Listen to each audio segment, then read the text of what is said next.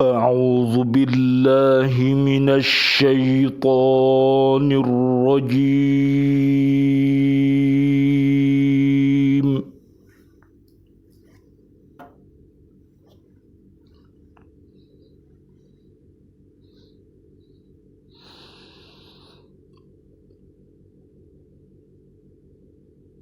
بسم الله الرحمن الرحيم.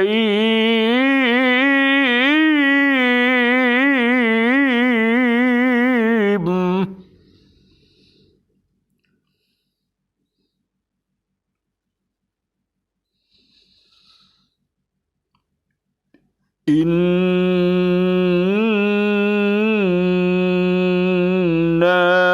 فتحنا لك فتحا مبينا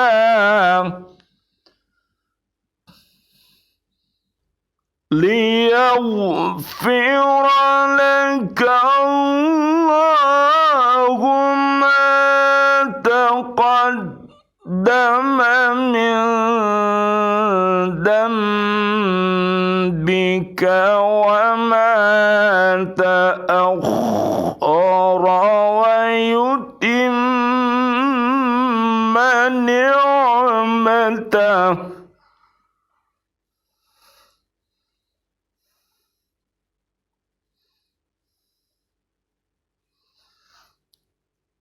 ويتم نعمته عليك ويهديك صراطا مستقيما.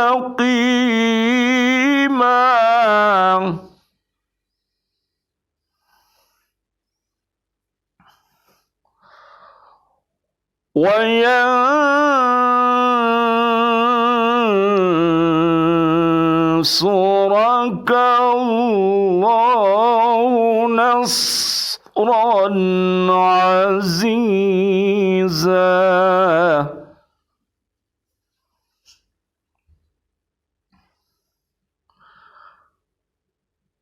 Sungguh kami telah memberikan kepadamu kemenangan yang nyata, agar Allah memberikan ampunan kepadamu Muhammad atas dosamu yang lalu dan yang akan datang, serta menyempurnakan nikmat-Nya atasmu dan menunjukimu ke jalan yang lurus, dan agar Allah menolongmu dengan pertolongan yang kuat atau banyak. Bismillahi tawakkaltu 'alallah, la haula wa la quwwata illa billahil aliyyil azim. Allahumma khtim lana bihusnil khatimah wa na'udzu bika min su'il khatimah wa na'udzu bika minal kafirin wa na'udzu bika minadh dhalimin wa na'udzu bika minal fasiqin wa na'udzu bika minal munafiqin wa na'udzu bika minal musyrikin. Amin ya rabbal alamin. Allahumma hdina siratal mustaqim, siratal anbiya'i wal mursalin. Amin ya rabbal alamin. Bi'aunillah, biidnillah, biridhoillah, pada kesempatan kali ini kita bersama-sama bisa hadir kembali untuk menjalankan tugas mulia dan suci, untuk senantiasa berhaqqa tilawatih, berhaqqa tuqatih, dan berhaqqa jihadih. Mudah-mudahan dengan wasilah ini, dengan kita membaca Al-Quran dan Sunnah, memahaminya, serta mengamalkannya, mendakwahkannya, Allah Subhanahu wa ta'ala memberikan rahmatnya kepada kita, sehingga diri kita, keluarga besar kita, anak cucu kita, siswa-siswi kita, sahabat-sahabat guru semua, dan bapak ibu wali murid, serta para pemimpin dan warga bumi ini, cinta dengan Al-Quran dan As-Sunnah, sehingga dalam hidup dan kehidupannya senantiasa berada di jalan yang diridhoi oleh Allah Subhanahu wa ta'ala. Amin, amin, ya Rabbal Alamin. Surat Al-Fat, surat ke-48, ayat 1, ayat 2, dan ayat 3. Para ahli tafsir berbeda pendapat tentang maksud dari kata kemenangan atau Al-Fat. Dalam ayat ini sebagian mereka berpendapat penaklukan kota Makkah, ada yang berpendapat penaklukan negeri-negeri yang waktu itu berada di bawah kekuasaan bangsa Romawi, dan ada pula yang berpendapat perdamaian Hudaibiyah. Kebanyakan ahli tafsir mengikuti pendapat terakhir ini. Di antaranya ialah 1, menurut pendapat Ibnu Abbas, kemenangan dalam ayat ini adalah perdamaian Hudaibiyah, karena perdamaian itu menjadi sebab terjadinya penaklukan Mekah. 2, diriwayatkan dari Ibnu Mas'ud bahwa ia berkata, kalian berpendapat bahwa yang dimaksud dengan kemenangan dalam ayat ini ialah penaklukan Makkah, sedangkan kami berpendapat perdamaian Hudaibiyah. Pada riwayat yang lain diterangkan bahwa surat Al-Fat ini diturunkan pada suatu tempat yang terletak antara Mekah dan Madinah setelah terjadinya perdamaian Hudaibiyah, mulai dari permulaan sampai akhir surat. Yang ketiga, Az-Zuhri mengatakan tidak ada kemenangan yang lebih besar daripada kemenangan yang ditimbulkan oleh perdamaian Hudaibiyah dalam sejarah penyebaran agama Islam pada masa Rasulullah sallallahu alaihi wasallam. Allahumma shalli wa sallim alaihi. Sejak terjadinya perdamaian itu, terjadilah hubungan yang langsung antara orang-orang muslim dan orang-orang musyrik Mekah. Orang muslim dapat menginjak kembali kampung halaman dan bertemu dengan keluarga mereka yang telah lama ditinggalkan. Dalam hubungan dan pergaulan yang demikian itu, orang-orang kafir telah mendengar secara langsung percakapan kaum muslimin, baik yang dilakukan sesama kaum muslimin maupun yang dilakukan dengan orang kafir, sehingga dalam masa 3 tahun banyak di antara mereka yang masuk Islam. Demikianlah proses itu berlangsung sampai saat penaklukan Makkah. Kaum muslimin dapat memasuki kota itu tanpa pertumpahan darah. Hudaybiyah adalah nama sebuah desa, kira-kira 30 km di sebelah barat kota Makkah. Nama itu berasal dari nama sebuah perigi yang ada di desa tersebut. Nama desa itu kemudian dijadikan sebagai nama sebuah perjanjian antara kaum muslimin dengan orang-orang kafir Makkah yang terjadi pada bulan Dzulqa'dah tahun 6 Hijriah, pada bulan Februari 628 Masehi di desa itu.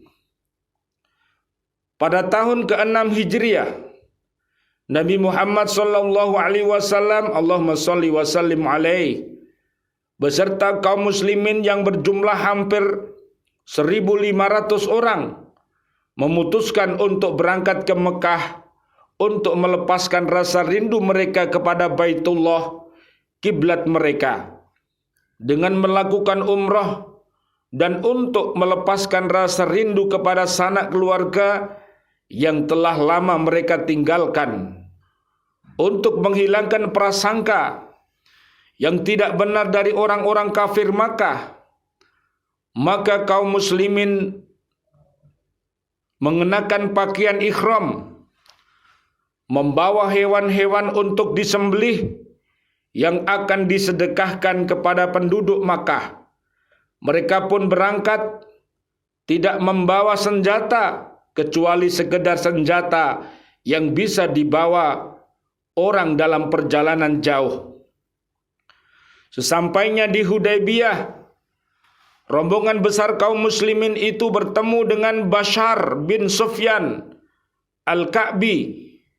Bashar mengatakan kepada Rasulullah sallallahu alaihi wasallam, Allahumma shalli wa sallim alaihi, bahwa orang-orang Quraisy telah mengetahui kedatangan beliau dan kaum muslimin.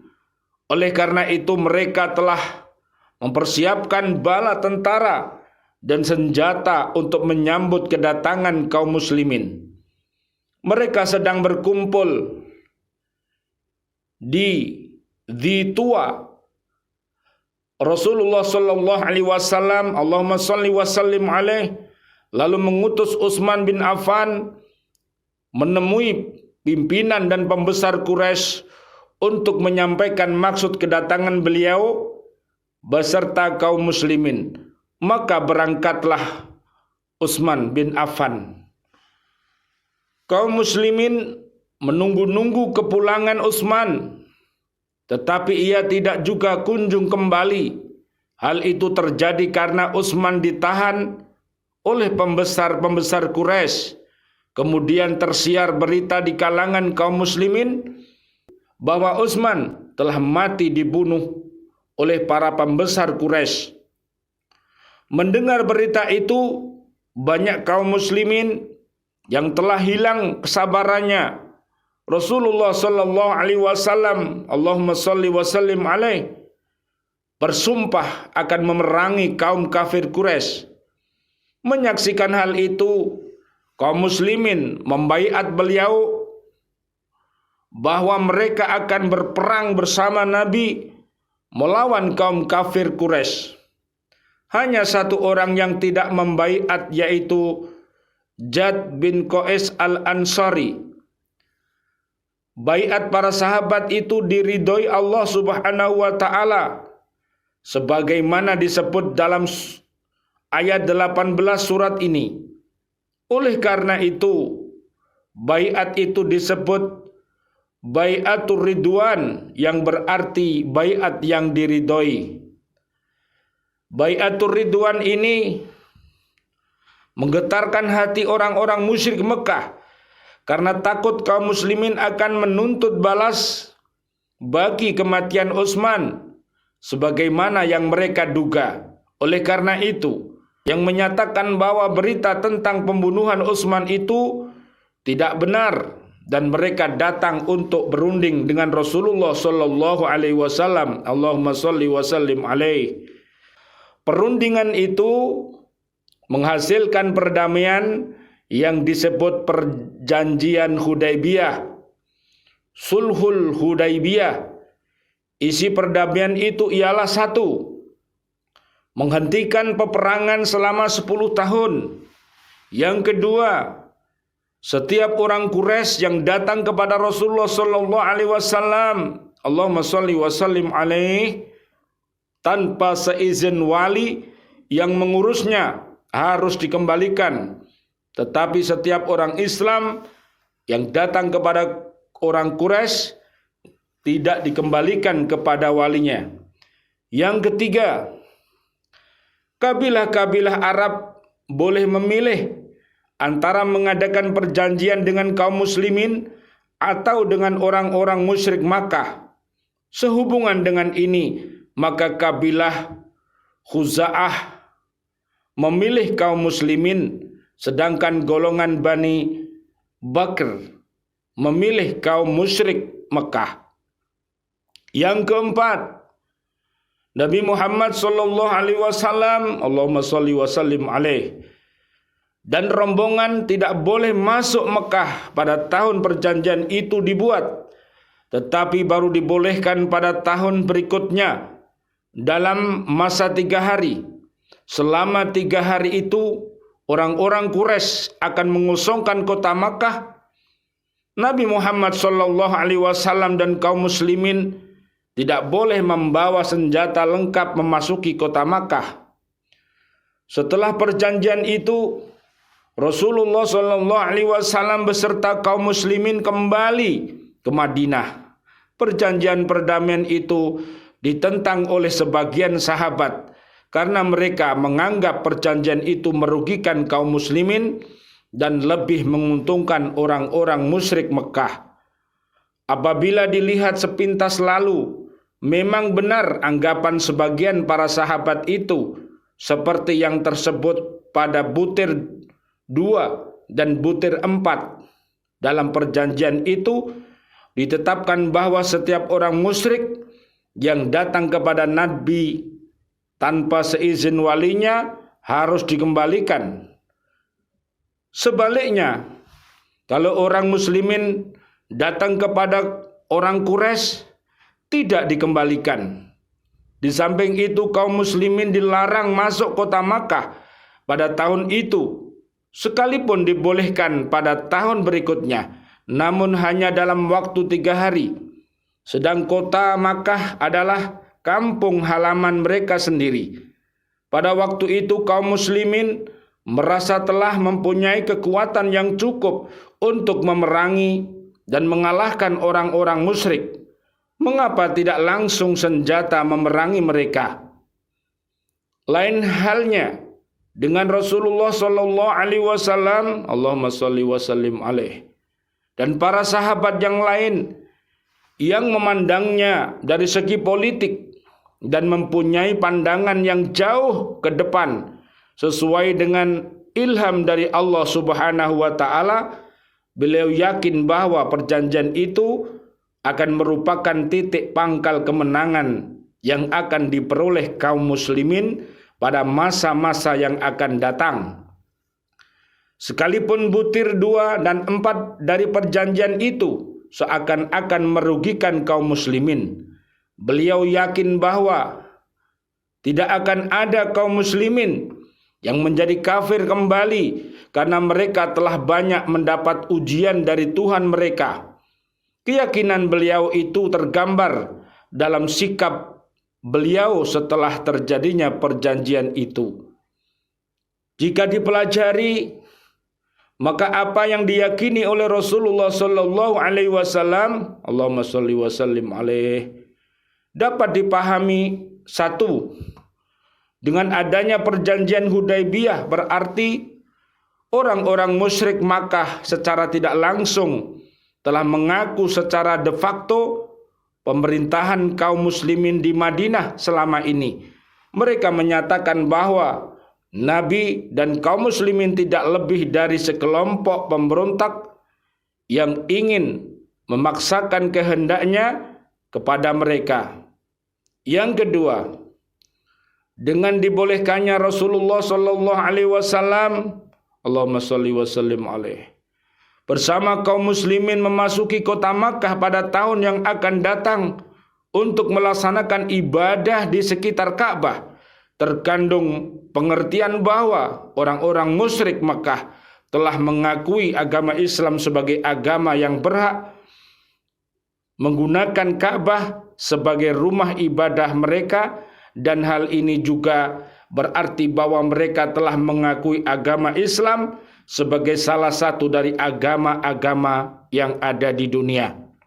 Yang ketiga, dengan terjadinya perjanjian itu berarti kaum muslimin telah memperoleh jaminan keamanan dari orang-orang musyrik Makkah. Hal ini memungkinkan mereka menyusun dan membina masyarakat Islam dan melakukan dakwah Islamiyah ke seluruh penjuru tanah Arab tanpa mendapat gangguan dari orang-orang musyrik Makkah.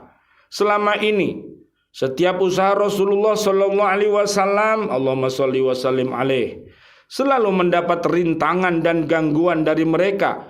Sejak itu pula Rasulullah dapat mengirim surat untuk mengajak raja-raja yang berada di kawasan Jazirah Arab dan sekitarnya untuk masuk Islam, seperti Kisra Persia,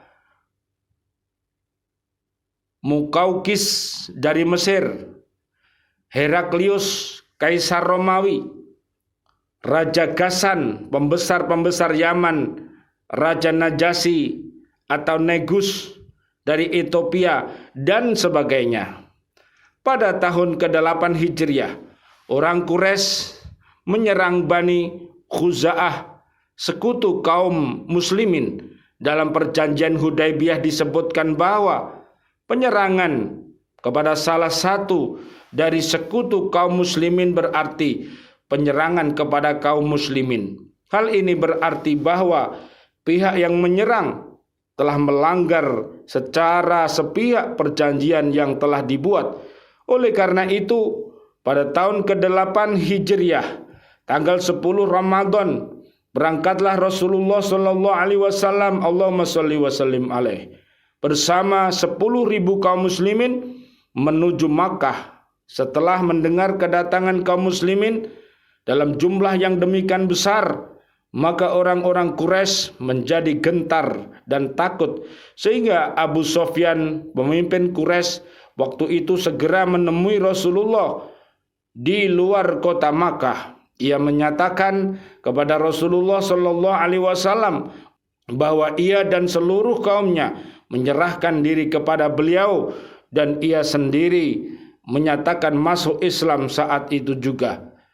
Dengan pernyataan Abu Sufyan itu, maka Rasulullah sallallahu alaihi wasallam bersama kaum muslimin masuki kota Makkah dengan suasana aman, damai dan tentram, tanpa pertumpahan darah. Dengan demikian, sempurnalah kemenangan Rasulullah sallallahu alaihi wasallam dan kaum muslimin yang terjadi 2 tahun setelah perjanjian Hudaybiyah. Sejak itu pula agama Islam tersebar dengan mudah ke segala penjuru Jazirah Arab. Sejak itu pula pemerintahan Islam mulai melebarkan sayapnya ke daerah-daerah yang dikuasai oleh negara-negara besar pada waktu itu, seperti daerah-daerah kerajaan Romawi dan kerajaan Persia.